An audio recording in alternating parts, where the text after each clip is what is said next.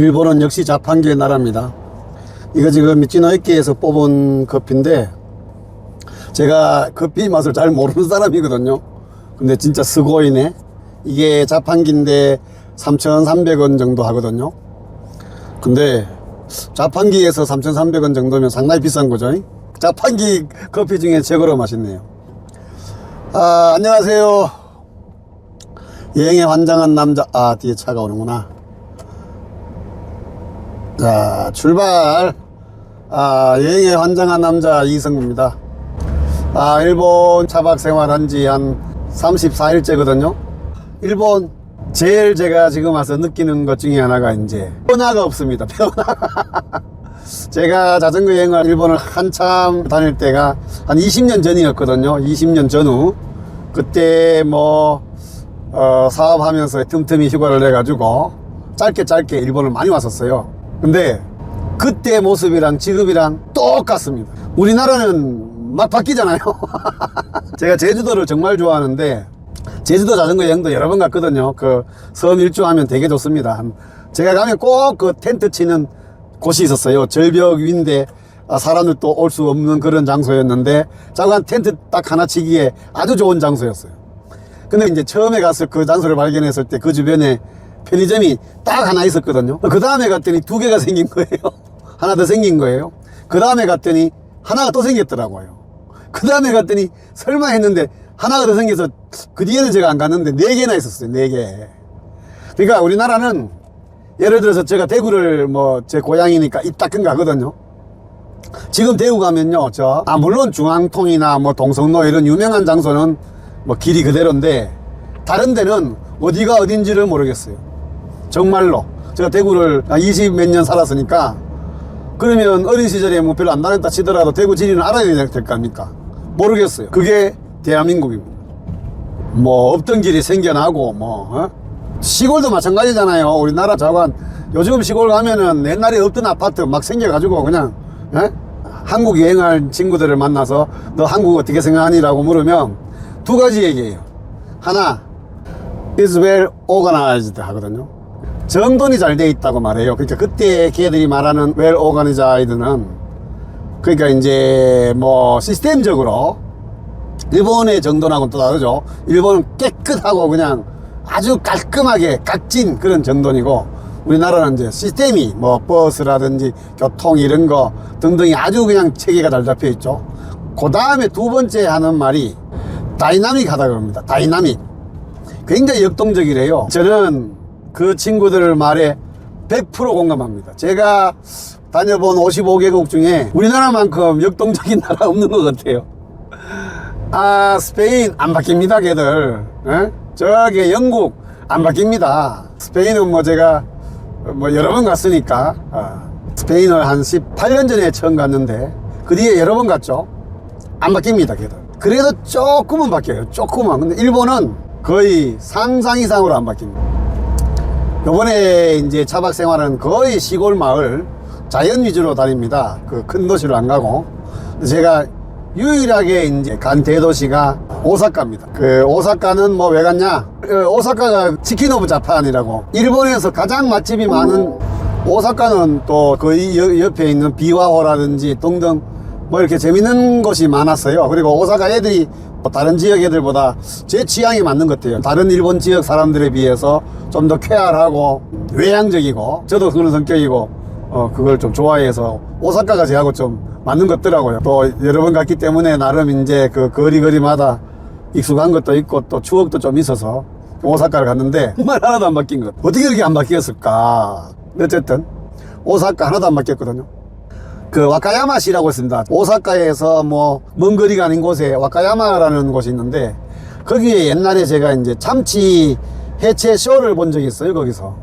그리고 그때 거기서 참치도 사 먹고 그래서 그냥 안 가봤어요. 거의 20년 만에 찾아온 구로시오 시장. 근데 정말 20년 전이나 지금이나 변한 게 하나도 없습니다. 그러니까 우리나라 같았으면 뭔가 새롭게 변화가 됐을 것 같은데 일본은 자꾸간 변하지 않는 사회 같아요. 확실하게. 지금 일본 와서 옛날에 갔던 곳도 몇 군데 들르면서 생각나는 거는 정말 옛날 모습 그대로다. 그러니까 지금 진짜 좀 그게 확실하게 느껴지는 것 같아요. 일본은 변하지 않습니다. 일본은 정말 안 바뀌는구나. 안 바뀌는구나. 한 달 동안 이렇게 여기저기 이렇게 다니는데, 아, 진짜 모든 시스템이나 건물들이나 거리나 이런 것들이 이제는 그냥 정지된 상태의 나라구나라는 생각이 좀 들 정도로 동적이진 않습니다. 다이나믹하지 않네요. 여러분들 원래 어떤 문화나 문화 현상이나 민족성이나 이런 것 등등은 자연적 조건, 즉 천산물, 토지, 기후, 지형 이런 것 등에 의해서 결정되어진다고 보는 것이 가장 보편적입니다. 물론 문화 형성의 요건을 여러 각도로 분석할 수도 있지만, 그 다음은 뭐 어떤 역사, 특수한 역사나 뭐 외세와의 관계 뭐 등등등 여러 가지 요인이 있겠지만, 그 중에 자연적 조건이 저는 굉장히 비중이 크다라고 늘 생각을 하거든요. 제가 그동안 세계 55개국을 다녀본 결과 내린 결론은 자연적 조건이 가장 먼저 앞서는 것 같아요.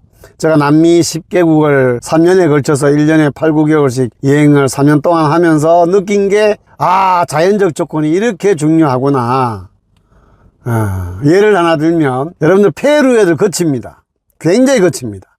아르헨티나 애들 굉장히 경쾌하고 낙천적이거든요. 왜 그러냐? 페루는요, 라코스타, 라시에라, 라셀바 이렇게 되어 있거든요.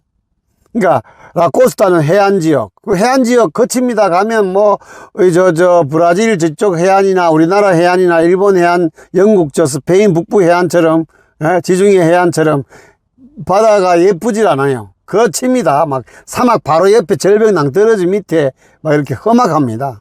그 다음에 라시에라, 페루의 산은요, 시에라가 톱니란 뜻이거든요. 바르기가 이름 말할 수가 없습니다. 저는 페루 여행하면서 캠핑을 생활을 거의 못했습니다. 왜? 텐트 칠 만한 장소가 없어요. 그리고 라셀바는 밀림이잖아요. 그러니까 지형이 굉장히 거칩니다. 대신 그래서 너무나 아름다웠어요. 아름답기로는 저한테는 막 질식할 것 같은 아름다움이 있지만 캠핑 생활은 거의 못했습니다. 그래서 페루는 음식이 쇠고기 문화가 별로 없습니다. 여러분, 남미에서 미역을 먹는 나라 유일하게 페루입니다. 그리고 페루는 음식이 굉장히 발달됐어요. 와, 페루 음식 정말 맛있습니다. 특히 페루의 세비체는요, 진짜 맛있거든요. 여러분들 멕시코나 콜롬비아나 아르헨티나나 칠레 세비체 지네들 거라고 그건 진짜 제가 그냥 좀 심하게 욕할게요. 개소리입니다. 페루는요, 세비체리아 그래가지고 길거리마다 다 가는 곳마다 세비체 판매하는 지역이 있습니다. 모든 식당이 다 세비체를 그리고 맛있어요. 그 다음에 페루 음료 치차모라다. 와, 저는 제 느낌에는 지구상에서 가장 맛난 음료가 치차모라다가 아닌가 싶을 정도로 저는 매력적이에요. 페루 음식 여러 가지 사 먹으면요, 품격이 있다라는 느낌이 들 정도로 맛있습니다. 그런 아르헨티나, 그냥 소고기밖에 없습니다. 아르헨티나는 거지도 쇠고기를 먹을 수 있는 나라입니다. 거지도. 제가 아르헨티나 거의 한 5개월 살았거든요. 한 근에 5,000원입니다. 한 근에. 쇠고기 한 근에. 그것도 맛난 부위요. 한 5,000원씩 사면요, 그날 저녁 때 스테이크 먹고 그 다음날 저녁 때 또 먹고 이틀 먹습니다. 이틀. 그러니까 거지도 쇠고기 먹을 수 있는 나라입니다. 경제가 박살이 났잖아요. 그래도 지금 국민들 보면 아르헨티나 애들 즐겁습니다. 낙천적이고 해피합니다, 걔들. 그러나 페루인들 거칩니다. 정말 거칩니다. 남미에서 운전 습관 최악의 나라 페루입니다. 저는 페루에서 정말 가슴 쫄깃쫄깃하게 자전거 탔습니다. 그리고 페루의 안데스 산맥을 자전거로 달리면서 내 생에 가장 미칠 것 같은, 질식할 것 같은 행복감을 느꼈던 나라가 바로 페루입니다. 그러나 문화는 또 다른 점이 있습니다.